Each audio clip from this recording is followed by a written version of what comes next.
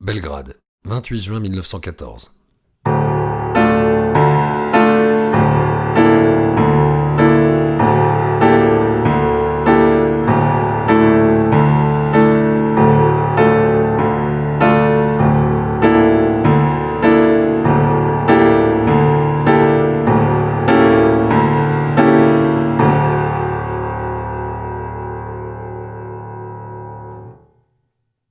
Mis en cause par la presse internationale dans l'attentat contre François Ferdinand, le gouvernement serbe réagit en condamnant fermement l'attentat. Un deuil national de 8 semaines est déclaré. Le Premier ministre, Nikola Pašić, et son gouvernement se désolidarisent de la main noire et ordonnent une enquête sur les complicités parmi les douaniers. Mais ces mesures sont éclipsées par d'autres actions et déclarations qui ne tendent pas à l'apaisement. Ainsi, l'ambassadeur de Serbie à Saint-Pétersbourg jette de l'huile sur le feu. Des manifestations de joie après l'assassinat de l'archiduc d'Autriche ont lieu dans le pays. La presse nationaliste se montre ravie de l'attentat et fait l'éloge des conspirateurs. En campagne électorale et devant montrer patte blanche aux irrédentistes pan-serbes, Pašić lui-même fait des déclarations pour le moins offensives contre l'Autriche-Hongrie. Par ailleurs, le deuil national est vite ramené de 8 semaines à 8 jours, et les enquêtes piétinent quand elles ne sont pas enterrées. À Vienne, les autorités de la double monarchie se réunissent quotidiennement pour décider de la conduite à adopter. Sans surprise, le chef d'état-major Konrad von Hötzendorf propose d'attaquer immédiatement la Serbie sans déclaration de guerre préalable. Il faut dire qu'il demande avec constance une action militaire contre Belgrade depuis des années, ce qui lui a même valu son renvoi pour un temps. Cette fois-ci, il est rejoint non seulement par le ministre de la Guerre, Alexander von Krobatin, mais également par le ministre des Affaires étrangères, Leopold Berchtold. Ce dernier, pourtant d'habitude mesuré, était un proche de l'archiduc dont la mort le touche particulièrement. Il fait de plus le constat du peu de conséquences réelles des succès diplomatiques austro-hongrois sur la Serbie depuis le coup de 1903. Léon Biliński, le ministre conjoint des Finances, les rejoint. Pourtant plutôt serbophile et conciliant avec les minorités slaves de l'Empire, il a un sentiment de culpabilité de n'avoir pas protégé les victimes de l'attentat en tant qu'administrateur de Bosnie-Herzégovine. Karl Sturck, ministre-président de Cislétanie, souhaite l'aval de l'Allemagne et se range également du côté de ceux qui prônent la fermeté. En revanche, István Tija, ministre-président de Hongrie, est plus réservé. D'une part, il n'aimait pas François Ferdinand, qui était ouvertement anti-magyar. D'autre part, il craint qu'une guerre contre la Serbie ne serve pas les intérêts de la Hongrie. Il n'est pas sûr que les minorités, notamment roumaines en Transylvanie, ne se révoltent pas. Par ailleurs, il est opposé à toute annexion de territoire serbe ou monténégrin, qui ajouterait d'autres populations slaves à la double monarchie. Il faut noter que François Ferdinand était plutôt un élément stabilisateur et slavophile, et que son absence a des conséquences non négligeables sur la tenue des débats. De son côté, l'empereur François-Joseph, qui ne portait pas son neveu dans son cœur et qui est réservé sur une issue militaire, demande un consensus. On aboutit donc à deux conclusions immédiates. Aucune action rapide ne sera envisagée et l'Allemagne doit être consultée. Ailleurs en Europe, la nouvelle de l'assassinat de l'héritier du trône austro-hongrois est généralement vue comme une crise, sans y voir un événement plus dramatique que ceux qui secouent le continent depuis quelques années. Guillaume II pense que l'Autriche doit rapidement faire payer la Serbie, mais globalement, les Allemands ne pensent pas que la crise sera importante. Le Kaiser part faire une régate en mer Baltique, comme tous les étés. En Angleterre, Grey est touché par l'annonce de l'assassinat et envoie des marques de sympathie à l'Autriche. Pour sa part, l'opinion publique et les politiques sont concentrés sur d'autres problèmes internes, tels que les actions des suffragettes et surtout le Home Rule irlandais. En France, l'attentat suscite une certaine émotion, mais là encore d'autres sujets prennent rapidement la place dans l'actualité, tout particulièrement l'affaire Caillot. La femme de l'ancien président du Conseil a en effet assassiné le directeur du Figaro après une campagne de diffamation virulente. En Russie, au contraire, la presse nationaliste multiplie les déclarations incendiaires. Le ministre des Affaires étrangères, Sergueï Sazonov, jusqu'alors modéré, est sur la ligne du soutien à la Serbie par solidarité slave.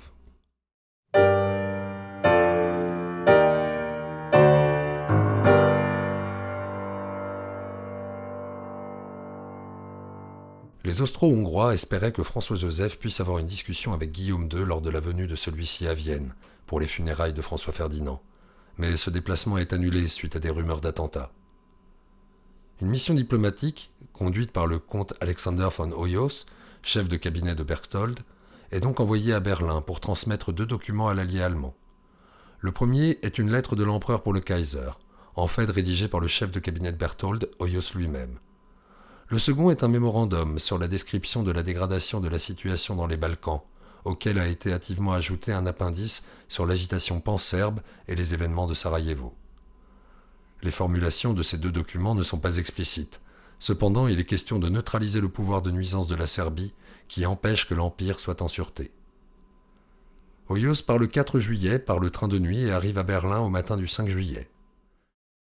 Il rejoint tout d'abord l'ambassade d'Autriche pour mettre l'ambassadeur Ladislav von Szögyény-Marek au courant. Ce dernier part alors à Potsdam avec une copie des documents pour les remettre au Kaiser. Hoyos va pour sa part au ministère des Affaires étrangères allemand pour y rencontrer le sous-secrétaire d'État Arthur Zimmermann. Les Allemands se montrent favorables et demandent un délai, le temps de se concerter avant de donner leur réponse officielle. Guillaume II consulte alors les militaires et les politiques à Potsdam vers 17h. Parmi les consultés se trouvent le chancelier Bethmann Hollweg, Zimmermann et le ministre de la guerre Flackenhain. La réponse officielle est donnée par Bethmann Hollweg à Hoyos et Szögyény le lendemain 6 juillet. Après avoir notamment évoqué la nécessité d'intégrer la Bulgarie dans la Triple Alliance, il déclare que quelle que soit la décision austro-hongroise, la double monarchie pourra compter sur le soutien de son allié et ami l'Allemagne. Par ailleurs, le chancelier comme le Kaiser considèrent qu'une intervention immédiate est le meilleur moyen de résoudre les problèmes autrichiens dans les Balkans. Mieux vaut agir maintenant que plus tard. L'Allemagne vient de signer un chèque en blanc à son allié. Pire, elle l'exhorte à agir rapidement. Le choix allemand s'explique par plusieurs arguments. En premier lieu, la volonté de soutenir son seul véritable allié, la possibilité pour certains de conserver un conflit localisé, la certitude qu'il vaut mieux affronter la Russie maintenant que quelques années plus tard, lorsqu'elle sera plus forte. Un programme de modernisation de son armée vient en effet de débuter.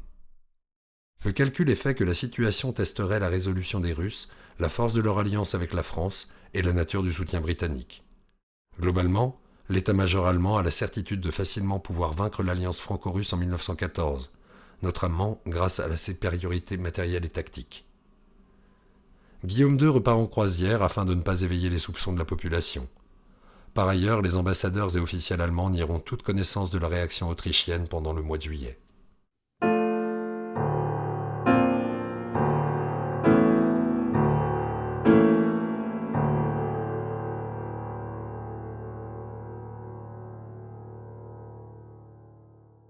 Hoyos rentre à Vienne le 6 au soir et rapporte le plein soutien des Allemands.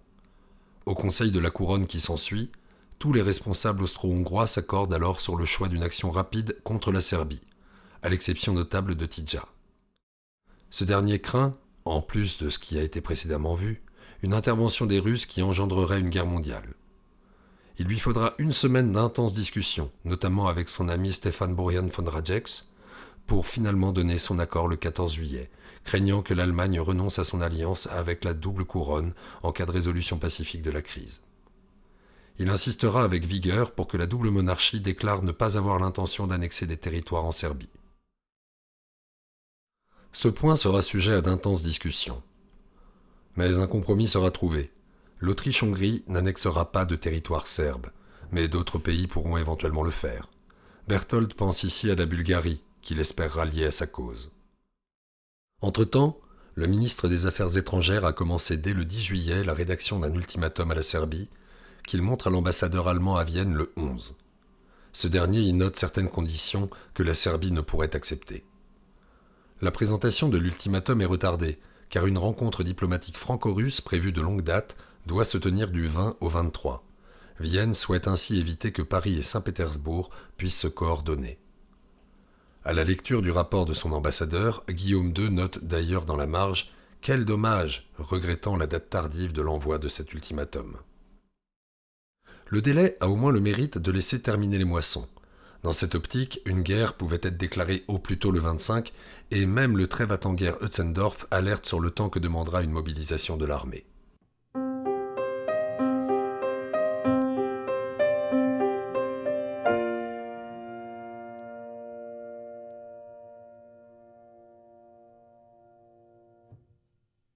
Le 16 juillet à 5 heures, le cuirassé France, orgueil de la marine nationale, quitte Dunkerque à destination de Saint-Pétersbourg.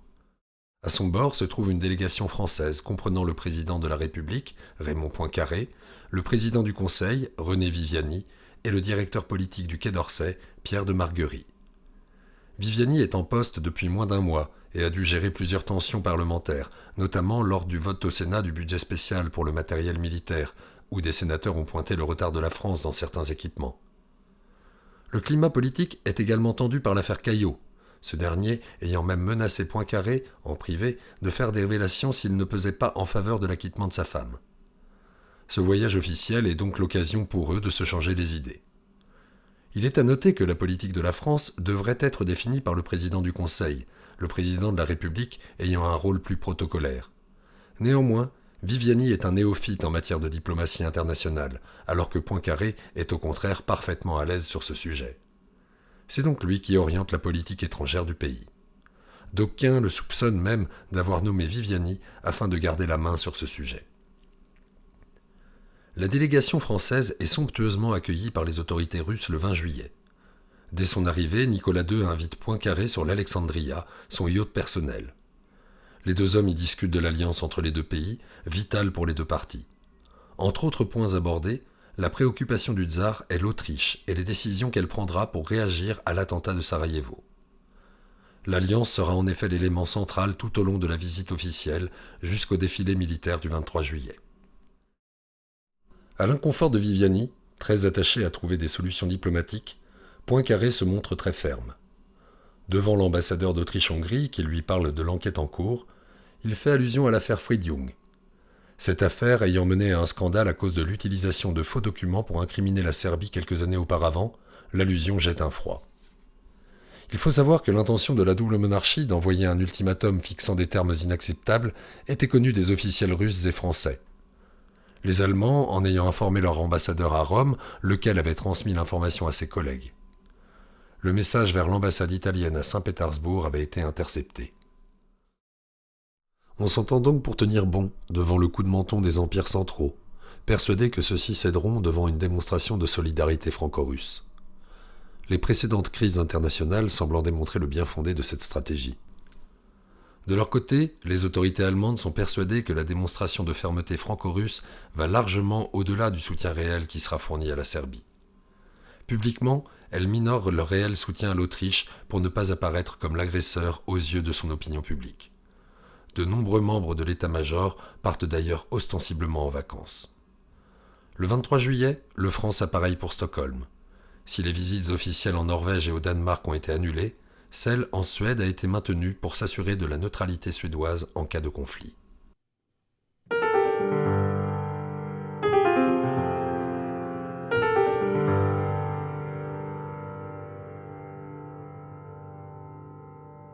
Ce même 23 juillet, l'ambassadeur autrichien, le baron Gissel, téléphone au ministère des Affaires étrangères à Belgrade pour informer le gouvernement serbe que Vienne délivrera une communication importante au Premier ministre l'après-midi même. À cet instant, Pašić est en campagne électorale dans la ville de Niš et refuse de rentrer à Belgrade malgré les relances insistantes et demande à son ministre des Finances, Lazar Paču, de recevoir Gissel à sa place. C'est ainsi qu'à 18h, Gissel présente à Paču 3 documents, l'ultimatum, un appendice de 2 pages et la note de couverture. Il l'informe également que le délai de réponse est de très exactement 48 heures. Si une réponse satisfaisante pour Vienne n'est pas apportée à l'expiration de ce délai, Gissel rompra les relations diplomatiques entre les deux pays et rentrera en Autriche. Paču argumente que la campagne électorale bat son plein, que de nombreux ministres sont ainsi absents et qu'il faudra du temps pour tous les réunir. Gissel répond qu'à l'époque du télégraphe et du chemin de fer, et dans un pays de la taille de la Serbie, le retour des ministres à Belgrade n'est qu'une question d'heure. Paču et les ministres présents prennent connaissance des documents et sont immédiatement sous le choc. Il faut absolument que Pašić rentre au plus vite à Belgrade. Or, celui-ci a décidé, après son discours, de prendre le train pour aller passer quelques jours de vacances à Thessalonique.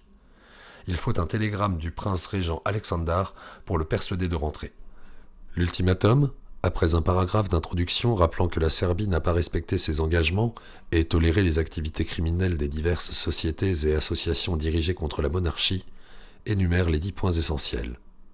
Le gouvernement de Belgrade doit 1. Supprimer toute publication qui incite à la haine contre la double monarchie. 2. Dissoudre la main noire et s'assurer que ces activités ne continuent pas clandestinement. 3. Éliminer toute propagande contre l'Autriche-Hongrie dans l'instruction publique. 4. Renvoyer tous les officiers et fonctionnaires coupables de propagande contre l'Autriche-Hongrie. 5. Accepter la collaboration en Serbie des organes du gouvernement impérial et royal dans la suppression du mouvement subversif dirigé contre l'intégrité territoriale de la monarchie. 6. Ouvrir une enquête judiciaire contre les partisans du complot du 28 juin, à laquelle des organes délégués par le gouvernement austro-hongrois prendront part. 7. Procéder à l'arrestation de Tanković et Tiganović, compromis dans l'attentat de Sarajevo. 8. Empêcher le trafic d'armes transfrontalier et licencier les douaniers compromis. 9. Expliquer les propos hostiles d'officiels serbes après l'attentat du 28 juin. Et 10. Avertir le gouvernement austro-hongrois des mesures prises. Dans les premières heures, les ministres serbes semblent enclins à céder sur tous les points, y compris le 6e, à condition qu'il soit en accord avec les usages internationaux. Mais le matin du 25 juillet, ils reçoivent un télégramme de l'ambassade de Russie, indiquant que les autorités de Saint-Pétersbourg ont condamné l'ultimatum avec dégoût et que la Russie prend la Serbie sous sa protection. Les Serbes décident alors de ne pas céder, mais afin de profiter de la brutalité de la demande autrichienne pour se concilier la sympathie des opinions publiques, déploient des trésors de rhétorique pour rédiger une réponse qui puisse paraître la plus docile possible sans compromettre la souveraineté du pays. Personne d'autre n'étant volontaire, c'est Pašić lui-même qui apporte la réponse à Giesel à 17h55 en déclarant dans un allemand approximatif « Une partie de vos exigences, nous les avons acceptées. Pour le reste, nous nous en remettons à votre loyauté et à vos sentiments chevaleresques d'officier autrichien. » Il est à peine reparti que Giesel, ayant survolé le document, signe une lettre signifiant la rupture des relations diplomatiques entre les deux pays et remettant les intérêts autrichiens en Serbie entre les mains de l'ambassade d'Allemagne.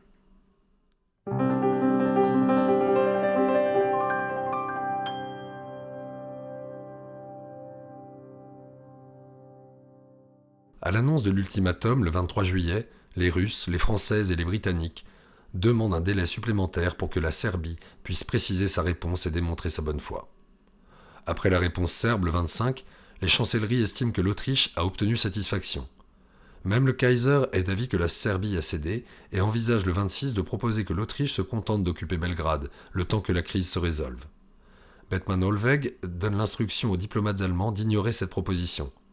Par ailleurs, Falkenhayn recadre fermement le Kaiser. Il n'est pas question pour Berlin de tergiverser. À Londres, Grey propose l'organisation d'une conférence internationale entre le Royaume-Uni, la France, l'Allemagne et l'Italie pour régler la question. Sur le papier, une telle conférence paraît équilibrée, puisque réunissant deux membres des alliances antagonistes et mettant de côté les deux puissances les plus belliqueuses. Plusieurs conférences récentes ont d'ailleurs permis de résoudre des crises, la dernière en date datant de 1913 à propos des guerres balkaniques. Mais l'Allemagne ne saurait accepter cette demande. D'une part, elle considère à raison l'Italie comme au mieux neutre et d'autre part, une telle conférence ne servirait pas ses intérêts. La Russie met son armée en état d'alerte le 25 et commence une mobilisation partielle secrète des districts européens. Des mesures de rétorsion économique à destination de l'Autriche-Hongrie et de l'Allemagne sont également prises. Le télégramme de déclaration de guerre de l'Autriche à la Serbie arrive le 28 juillet à 11h.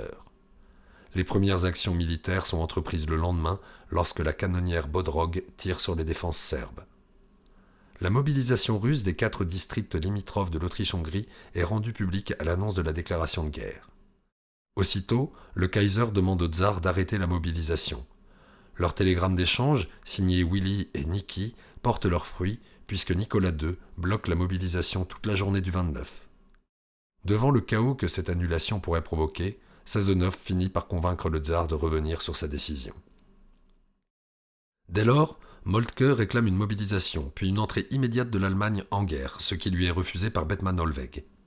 La Russie doit apparaître comme l'agresseur aux yeux de l'opinion publique. Il demande à l'Autriche de mobiliser contre la Russie afin que l'Allemagne puisse avoir un casus federis, pour le faire également. Au Royaume-Uni, les débats sur le Home Rule irlandais ont occupé toutes les têtes jusqu'au 28 juillet. Seul Grey a suivi la situation dans les Balkans. Il est d'ailleurs minoritaire dans son parti et a dû compter sur les votes des conservateurs pour faire passer plusieurs résolutions par le passé. Le cabinet est divisé entre les partisans de la neutralité et ceux d'une intervention. Le royaume est pressé à la fois par les Français et les Allemands de prendre position. Ces derniers assurent qu'en cas de guerre, ils s'engageraient à n'annexer aucun territoire de France métropolitaine ou de Belgique. Grey répond fermement qu'en cas d'attaque de la France par l'Allemagne, la Grande-Bretagne n'aurait de choix que de soutenir son allié. Cette réponse refroidit quelque peu Bethmann, qui essaie de ralentir les Autrichiens, mais il est trop tard. Par ailleurs, les intentions allemandes sont maintenant claires aux yeux des Britanniques. Le cabinet n'en demeure pas moins divisé.